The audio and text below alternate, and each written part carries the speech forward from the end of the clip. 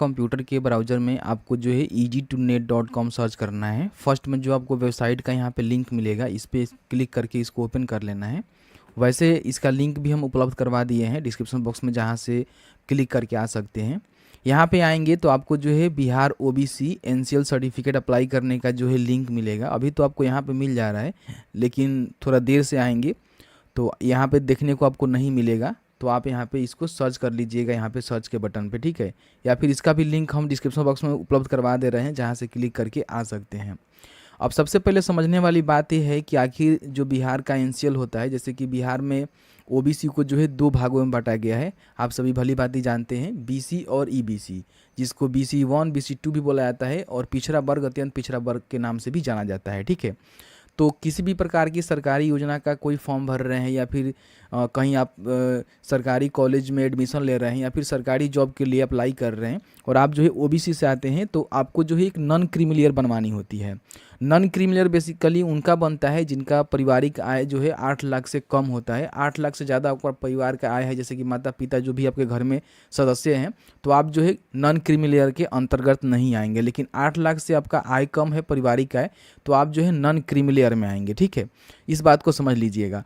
और एक तरह से मान के चलिए तो आपका जो है जाति का प्रमाण भी होता है, क्योंकि ये सर्टिफिकेट बनाने में जो है तीनों सर्टिफिकेट का इस्तेमाल होता है, जैसे कि आय, जाति, निवास, तीनों आपको देना पड़ता है। तो इस तरह से आपको समझ में आ गया कि ओबीसी एनसीएल क्या होता है और बिहार के अंतर्गत किस तरह से काम करता है, ठीक है। मैंने यहाँ पे क्लियर करके बता दिया। अब यहाँ पे अप्लाई कैसे करेंगे वो समझने वाली बात है, ठीक है। तो नीचे आएंगे तो यहाँ पे नीचे आने के बाद जो है ऑनलाइन अप्लाई का जो है सीधे आपको यहाँ पे लिंक मिल जाता है। लेकिन मैं रिकमेंडेड करूँगा कि आपको जो है ऑफिशियल वेबसाइट पर जाना है। सबसे पहले समझना है कि आपको जो है किस तरह से अप्लाई करना है। तो इस पर आप क्लिक करेंगे तो बिहार से आप हैं, बिहार में एनसीएल बनाना चाहते हैं, तो सर्विस प्लस जो है, आप सभी जानते हैं कि सर्विस प्लस ऑनलाइन बिहार से आप जो है किसी प्रकार की कोई भी सर्टिफिकेट है उसको इशू कर सकते हैं। जैसे कि मान लीजिए आपको आय, जाति, निवास प्रमाण पत्र बनवाना है, एनसीएल बनवाना है, चाहे वो बिहार सरकार का हो या फिर भारत सरकार का हो, या फिर ईडब्ल्यूएस सर्टिफिकेट बनाना है, तो आप जो है इजीली इस पोर्टल के माध्यम से अपना जो है आवेदन कर सकते हैं। अब यहाँ पे आएंगे तो आपको जो है एक ऑप्शन मिलेगा सामान्य प्रशासन विभाग का, यहाँ पे आप देख सकते हैं। बस इस पर आपको क्लिक करना है। यहाँ से देखेंगे बहुत सारे सर्टिफिकेट आप इशू कर पाएंगे, लेकिन हम बात कर रहे हैं नॉन क्रीमिलियर प्रमाण पत्र का। एक जो है बिहार के अंतर्गत जो है बनता है, जैसे कि मान लीजिए जो भी भर्ती के लिए अप्लाई कर रहे हैं या फिर किसी भी प्रकार की योजना के लिए अप्लाई कर रहे हैं, उसमें जो भी डिमांड किया जा रहा है, अगर बिहार से डिमांड किया जा रहा है तो बिहार ला बनाएंगे, और केंद्र सरकार सेंट्रल लेवल से डिमांड किया जा रहा है और बिहार के हैं, सेंट्रल लेवल का कोई भर्ती के लिए फॉर्म फिल कर रहे हैं, तो आप जो है केंद्र सरकार का जो है इस्तेमाल कर सकते हैं। जिसमें आपका नीट का मान लीजिए फॉर्म भरते हैं, या फिर रेलवे वगैरह वगैरह का फॉर्म भरते हैं, तो इसमें जो है केंद्र सरकार का मांगा जाता है। लेकिन बिहार की जो भी भर्ती आती है तो उसमें जो है बिहार का ही यहाँ पे मांगा जाता है। तो हम यहाँ पे बिहार की बात करने वाले हैं। अगर आप सेंट्रल लेवल के बनाना चाहते हैं, बिहार के हैं, तो कैसे बनाएंगे उसके लिए हम अलग एक वीडियो ला देंगे। और जो जनरल होते हैं, आर्थिक रूप से कमजोर होते हैं, उनके लिए भी एक ईडब्ल्यूएस सर्टिफिकेट बनता है, तो उसके लिए हम अलग से वीडियो ला देंगे। तो आपको जो है बिहार वाला जो ऑप्शन है इस पर आपको क्लिक करना है। इसमें 3 स्तर होता है, अंचल, अनुमंडल, जिला। सबसे पहले जो है अंचल स्तर पर आपको क्लिक करना है, क्योंकि ये जो है बेसिक आपको बनवानी होती है। उसके बाद चाहें तो आप अनुमंडल और जिला स्तर पे भी बनवा सकते हो, कोई बड़ी बात नहीं है, ठीक है। देखिए आपके पास जो है कुछ इस तरह से फॉर्म खुलेगा। बिहार सरकार के अंतर्गत जो है आप क्रीमी लेयर बना रहे हैं, ठीक है। तो फॉर्म में सबसे पहले आपको बतानी है कि आपके पास पहले से कोई निर्गत प्रमाण पत्र है तो यस कर सकते हैं, नहीं है तो यहाँ पे नो रहने दीजिएगा। उसके बाद यहाँ पे जेंडर अपना बताना है। उसके बाद अगर कोई अभिवादन आप देना चाहते हैं, जैसे मिस्टर वगैरह वगैरह, तो दे सकते हैं, नहीं तो इसको भी छोड़ सकते हैं। यहाँ पे जो है एप्लीकेंट का जो नाम है आपको इंग्लिश में लिखना है। जैसे कि मान लीजिए मेरा नाम उमेश है, मैं यहाँ पे उमेश पंडित लिखूंगा, तो इस तरह से ऑटोमेटिकली जो है हिंदी में भी टाइप यहाँ पे हो जाएगा। किसी प्रकार का हिंदी में मिस्टेक हो रहा है तो गूगल टूल्स का जो है मदद से आप इसको हिंदी को सुधार कर लीजिएगा। उसके बाद जो है डेट ऑफ बर्थ यहाँ से चूज कर लेना है, और आधार नंबर अगर आपका है तो आधार नंबर यहाँ पे डाल दीजिएगा। ध्यान दीजिएगा, आधार नंबर वही लोग डालेंगे जिनके आधार में मोबाइल नंबर रजिस्टर होगा, क्योंकि हो सकता है कि OTP से ऑथेंटिकेशन कराया जाए। मतलब मैं इसको लेकर कंफर्म नहीं हूँ, लेकिन देख लीजिएगा। आप चाहें तो आधार नंबर को छोड़ भी सकते हैं, मैंडेटरी नहीं है। उसके बाद यहाँ पे जो आपका आवासीय पता है, जिसमें आपका अस्थाई पता है, वो जानकारी आपको भरना है। एक आपका अस्थाई होता है और एक जो है परमानेंट होता है। तो सबसे पहले अस्थाई पूछ रहा है, तो अस्थाई में बताएंगे कि आप कौन से स्टेट से हैं, ठीक है। उसके बाद यहाँ पे जिला का सिलेक्शन करना होगा कि कौन से जिले के अंतर्गत आते हैं। फिर आपका अनुमंडल क्या है वो बताएंगे। फिर आपका अंचल क्या है वो आपको बतानी होगी। उसके बाद पूरा जो है अपना यहाँ पे जो एड्रेस है, जैसे कि आपका ग्राम मुहल्ला है उसको टाइप करेंगे, वार्ड नंबर डालेंगे, ठीक है। आपका जो पुलिस स्टेशन है उसको बताएंगे। फिर यहाँ पे डाकघर आप लिखेंगे। अगर आपका कोई होल्डिंग नंबर है तो डालेंगे, नहीं है तो छोड़ देंगे। सर्कल नंबर है तो उसको भी डाल सकते हैं। उसके बाद यहाँ पे अस्थाई जो निकाय का प्रकार है बताएंगे, ग्राम पंचायत से आते हैं कि नगर निगम से आते हैं कि नगर परिषद से आते हैं कि नगर पंचायत से आते हैं। जहाँ से भी आते हैं उसको टिक करेंगे और अपना जो है पिन कोड यहाँ पे लिखेंगे। उसके बाद यहाँ पे जो है ग्राम पंचायत आपको सिलेक्ट करना होगा, जैसे कि जो भी आप टिक करेंगे उसके अकॉर्डिंग आपको सिलेक्ट करना होगा। अब यहाँ पे आपका जो टेम्प्रोरी एड्रेस है, जो कि वर्तमान आप इसको मान सकते हैं, अस्थाई जहाँ पे फिलहाल आप रह रहे हैं, तो अलग है तो अलग भरेंगे। काफ़ी सारे लोग का मान लीजिए अलग होता है। यहाँ पे देखिए महिला का जो ये एनसीएल बनता है उसके मायके से बनता है, तो उसमें होता क्या है कि उसका जो परमानेंट एड्रेस होता है, अस्थाई पता है होता है, उसका मायके का डाला जाता है और प्रेजेंट जो है उसके ससुराल का डाला जाता है। तो महिला का हम अलग के लिए बात करेंगे। अगर महिला का बना रहे हैं तो सेम यही प्रोसेस आपको फॉलो करना होगा। केवल यहाँ पे महिला का जो मायके का एड्रेस है वो परमानेंट में डालेंगे और टेम्पोररी में जो है उसका जो ससुराल का एड्रेस है उसको डालेंगे, ठीक है। अब यहाँ पे मान लीजिए आपका सेम है तो अब टिक कर देंगे, तो ऊपर जैसा जो है यहाँ पे सारा चीज़ यहाँ पे फिलअप हो जाएगा। लेकिन अगर आपका सेम नहीं है तो अलग अलग भरेंगे। उसके बाद यहाँ पे जो है अपना धर्म बताना होगा कि आप कौन से धर्म से आते हैं। फिर यहाँ पे अपना जो है कैटेगरी बताना होगा कि आप कौन से कैटेगरी से आते हैं। दो ही कैटेगरी आपको देखने को मिलेगा, अत्यंत पिछड़ा वर्ग और पिछड़ा वर्ग, ठीक है। तो जो भी कैटेगरी से आते हैं आप इसको चूज करेंगे। अब चूज करने के बाद इसके अकॉर्डिंग जो है जाति का लिस्ट यहाँ पे खुल जाएगा। जो भी जाति से आप आते हैं, ठीक है, उस जाति को आप यहाँ पे सिलेक्ट कर लेंगे कि आप जो है इस जाति से आते हैं, ठीक है। तो यहाँ पे बहुत सारे जाति आपको मिल जाता है। अगर आपका कोई उप जाति होगा तो भी आप सिलेक्ट कर सकते हैं, नहीं है तो इसको छोड़ दीजिएगा, कोई मैंडेटरी नहीं है। उसके बाद ऑक्यूपेशन आपको बतानी है, जैसे कि आप स्टूडेंट है कि गवर्नमेंट सर्विस में है, प्राइवेट सर्विस में है, बिजनेस करते हैं, फार्मर है, हाउस वाइफ है या फिर अदर है, जो भी है आप अपने हिसाब से इसको भरेंगे, ठीक है। उसके बाद यहाँ पे फादर का नेम लिखेंगे। फिर अगर आप महिला हैं तो हस्बैंड का नेम लिख सकती हैं, नहीं है तो छोड़ दीजिएगा। मदर का नेम यहाँ पे आपको लिखना मैंडेटरी है, जैसे ही लिखेंगे यहाँ पे हिंदी में भी टाइप हो जाएगा। उसके बाद यहाँ पे एक मोबाइल नंबर और एक यहाँ पे ईमेल आईडी आपको दर्ज करवा देनी है, चूँकि जो भी सूचना है आपको दिया जा सके। अब यहाँ पे देख सकते हैं कि जो भी आय के संबंधी जानकारी है आपको यहाँ पे देना पड़ेगा। जैसे कि यहाँ पे देख सकते हैं कि पिता का, माता का, पति का। अगर महिला है तो पति का फिल होगा, नहीं है तो छोड़ दिया जाएगा। बाकी अगर आप जेंट्स भी हैं या फिर महिला भी है तो पिता माता का जो है आपको भरना होगा। सबसे पहले कोई संवैधानिक पद आपका माता पिता का है तो उसको बताएंगे कौन से विभाग में वो लोग हैं, उनका पद नाम क्या है, मतलब कौन से पोस्ट पे हैं। फिर अगर सरकारी सेवा में है, केंद्र या फिर राज्य सरकार के, तो बताएंगे केंद्र में है या फिर राज्य में है, उनका पोस्ट क्या है, वेतनमान कितना मिलता है, कब उनका नियुक्ति हुआ है। इस तरह से जो है जानकारी आपसे पूछी जाएगी। अब यहाँ पे संगठन का नाम पूछे जाएगा, जैसे कि मान लीजिए अंतर्राष्ट्रीय सेवा में आप नियोजित हैं तो आप संगठन का नाम बताएंगे, क्या काम करते हैं, सेवा का प्रकार क्या है, निजी क्षेत्र में काम करते हैं, खुद का काम करते हैं, संगठन फॉर्म का नाम बताएंगे।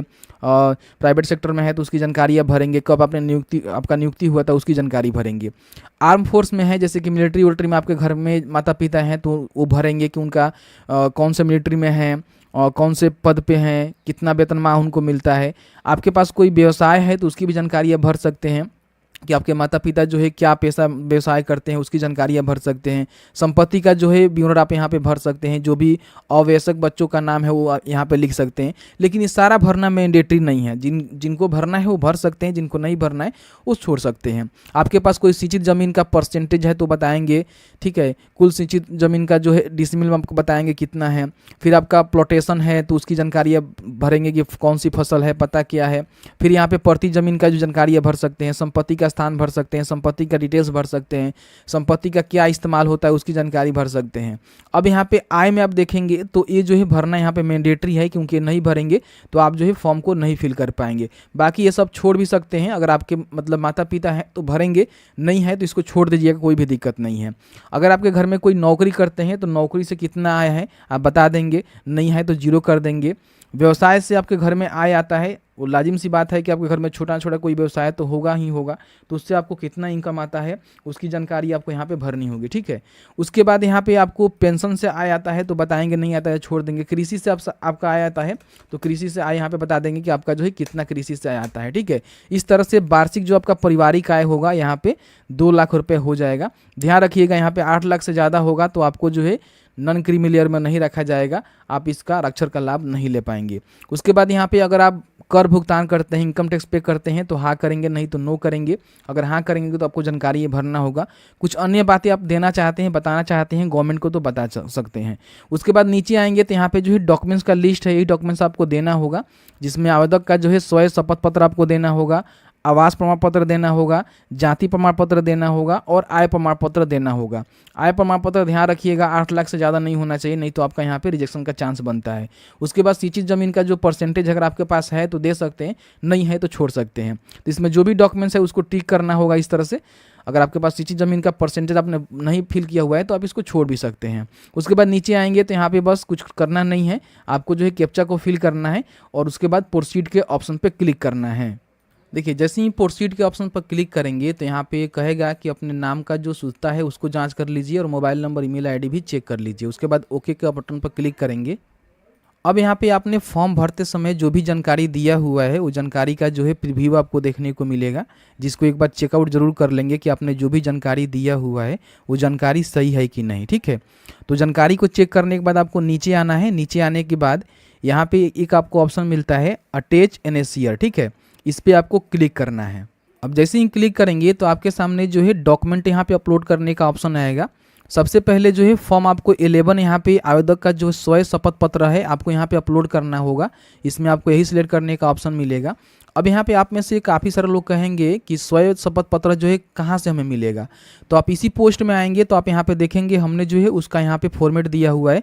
इस पर आप क्लिक करेंगे तो आपके सामने जो है इस तरह से एक फॉर्म डाउनलोड हो जाएगा जो कि सर्विस प्लस के पोर्टल पे ही अवेलेबल है, जैसे कि यहाँ पे देख सकते हैं।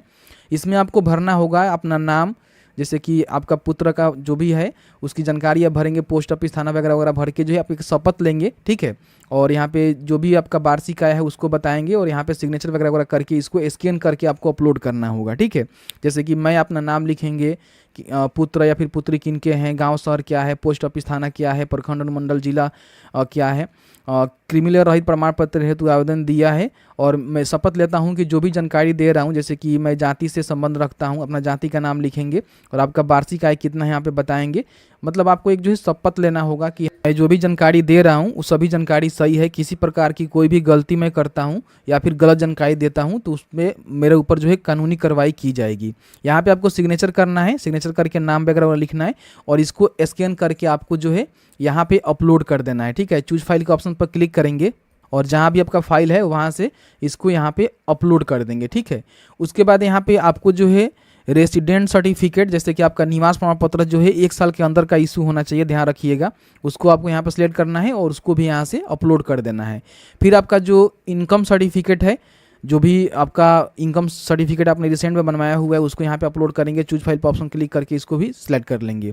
उसके बाद यहाँ पे कास्ट सर्टिफिकेट आपको देना होगा, जैसे कि आप बनवाए होंगे जाति प्रमाण पत्र, वो आपको देना होगा। तो इसमें आप जाति प्रमाण पत्र के यहाँ पे अपलोड कर देंगे, चूँकि इससे पता चलेगी कि आप जो है कौन से वर्ग से आते हैं, अत्यंत पिछड़ा वर्ग है कि पिछड़ा वर्ग है। और आपका जो डॉक्यूमेंट्स रहेगा 200 KB से कम रहेगा। ठीक है, PDF में आप आसानी से इसको अपलोड कर पाएंगे। उसके बाद कोई ना कोई एक दस्तावेज आपको यहाँ पे देना होगा, जैसे कि आधार नंबर हो गया, पैन कार्ड हो गया, ड्राइविंग लाइसेंस हो गया, पासपोर्ट हो गया, वोटर ID कार्ड हो गया। तो जो भी आपके पास है उसको आप यहाँ पे सेलेक्ट करेंगे और उसको यहाँ पे अपलोड कर देंगे। ठीक है, अपलोड करने के बाद यहाँ पे जो है सेव एंड एक्सेस का बटन मिलेगा, इस पर आपको क्लिक करना है। अब जैसे ही क्लिक करेंगे तो फिर से जो है आपका प्रीव्यू आएगा, आप चाहें तो चेक कर सकते हैं। इसके साथ ही साथ आपने जो भी डॉक्यूमेंट अपलोड किया हुआ है उसको भी आप यहाँ पे क्लिक करके देख सकते हैं कि आपने जो भी डॉक्यूमेंट अपलोड किया हुआ है वो डॉक्यूमेंट सही है कि नहीं है। उसके बाद यहाँ पे लास्ट में जो है आपको सबमिट के बटन पर क्लिक करना है। चलिए मैं आपको सबमिट करके दिखाता हूँ। इस तरह से आपको जो है सबमिट करना है। जैसे ही आप सबमिट करेंगे तो आपके सामने जो है एक रिसीविंग मिलेगा, जैसे कि आप यहाँ पे देख सकते हैं। इसमें आपका जो है आवेदन संख्या यहाँ पे आपको देखने को मिल जाएगा, जैसे कि आप यहाँ से इसको नोट डाउन कर सकते हैं। और बाकी जो आपका सेवा प्रदान करने का जो तिथि होगा आप देखेंगे 21 दिन का जो है कार्य दिवस, यानी कि 21 दिन जो है लगता है एनसीएल बनने में, और आपको जो है कब तक बना कर दे दिया जाएगा उसका भी डेट यहाँ पे दे दिया गया है। अब यहाँ पे मान लीजिए अगर आपको रिसेंट में चाहिए, जैसे कि मान लीजिए 5 से 10 दिन में चाहिए, तो आपको करना क्या है, कर्मचारी जो आपके हल्का कर्मचारी होते हैं उनसे जो है एक छोटा मोटा सिग्नेचर करवा कर आपको जो है सबमिट करवाना होगा, तब जाकर जो है आपका बहुत ही जल्द यहाँ पे एनसीएल इशू हो जाएगा। लेकिन आप चाहते हैं कि जो भी इसका कार्य दिवस दिया गया है उसमें वेरिफिकेशन करके हमारा एनसीएल इशू किया जाए, तो आपको जो है 21 दिन का वेट करना होगा। आपका जो एनसीएल है अप्रूवल हो जाएगा अगर आपने सही से फॉर्म फिल किया होगा और सही से डॉक्यूमेंट अपलोड किया होगा। अब यहाँ पे मान लीजिए जैसे ही आपका फॉर्म यहाँ पे अप्रूव हो जाता है तो आप उसको यहाँ से डाउनलोड कर सकते हैं, लेकिन उससे पहले आप अपने एप्लीकेशन का जो स्टेटस है समय समय पे चेक करते रहेंगे। तो यहाँ पे एप्लीकेशन स्टेटस का जो एक बटन मिलेगा इस पर आपको क्लिक करना है, और क्लिक करने के बाद यहाँ से जो है ईजिली आप अपने एप्लीकेशन का जो स्टेटस है ट्रैक कर पाएंगे। अगर यहाँ क्लिक करने के बाद इस तरह से एरर आ रहा है तो आपको जो है सर्विस प्लस के वेबसाइट पे जाना है, और यहाँ पे देख सकते हैं कि आवेदन का जो है स्थिति देखे का एक बटन मिलेगा, बस इस पर आपको क्लिक करना है। आपके सामने जो है यहाँ पे नया टैब खुलेगा, यहाँ पे रेफरेंस नंबर मिला हुआ है उसको आप यहाँ पर डालेंगे, ठीक है। और उसके बाद यहाँ पे अपना सबमिशन डेट या फिर एप्लीकेशन का जो डिलीवरी डेट है किसी एक को आप यहाँ पर डाल देंगे, ठीक है। यहाँ सिलेक्ट कर लेंगे कैलेंडर के माध्यम से कि आपने कब फॉर्म को भरा हुआ है। उसके बाद कैप्चा को फिल करेंगे और आप यहाँ से अपने एप्लीकेशन का जो स्टेटस है आसानी से चेक कर पाएंगे, ठीक है। अब यहाँ पे मान लीजिए आपका एप्लीकेशन जो है अप्रूव हो जाता है, ठीक है, डिलीवर्ड हो जाता है, तो आप इसको डाउनलोड करने के लिए यहीं पे देख सकते हैं कि सर्टिफिकेट डाउनलोड का जो है बटन मिलेगा, इस पर आप क्लिक करेंगे, ठीक है। तो क्लिक करने के बाद दोस्तों यहाँ पे जैसे ही सर्टिफिकेट आपका इशू हो जाएगा तो आप जो है बस एक क्लिक में यहाँ से सर्टिफिकेट को डाउनलोड कर सकते हैं। अभी किसी कारण जो है वेबसाइट यहाँ पे ओपन नहीं हो रहा है, ठीक है, तो यहीं से जो है आप अपना सर्टिफिकेट नंबर डालकर जो है यहाँ से इजीली आप डाउनलोड कर सकते हैं। तो इस तरह से जो है एनसीएल सर्टिफिकेट जो है